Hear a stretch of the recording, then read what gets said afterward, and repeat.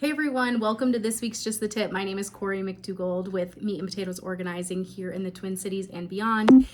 Today we are going to talk about the third piece, three, of organizing, and it's very, very important. So after you've done the hard work of sorting and categorizing and the psychology and accountability of that, very vicious declutter, let's say, now we need to figure out where those items are going to go.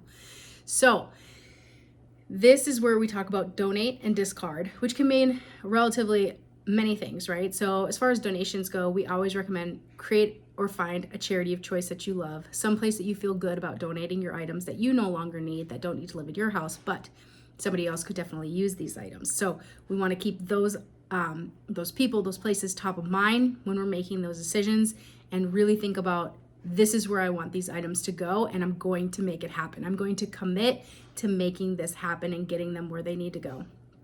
Second piece is like recycling of these items, which can be recycled. Let's get them to the recycle center, get them in the recycle bin, whatever. Does it need to be shred?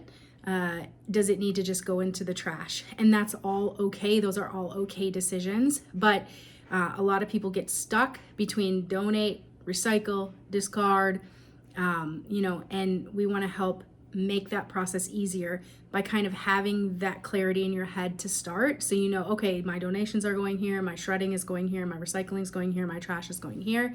Sometimes we need a giant bin, sometimes we need a pickup, a hauler, sometimes it's just a matter of, a garbage bag going into the weekly garbage. So it can look very different scales, but making sure we have clear distinctions in our head. Or also the other ones that come up common are recycling, electronics recycling, hazardous waste recycling, understanding where we need to bring those things, what times they're open, when am I going to fit that stuff into my schedule, just making that a priority to get your project done.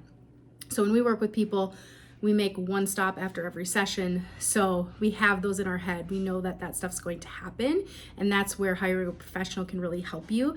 But if you're not using a professional, just know that you're going to want to schedule that stuff in. It's just as important in the organizing as the actual organizing itself is getting those items out of your door into their next home.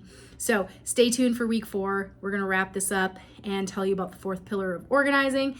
And I can't wait to hear what your guys' thoughts are on donations and kind of the discard process. Let me know in the comments. Otherwise, we'll see you next week.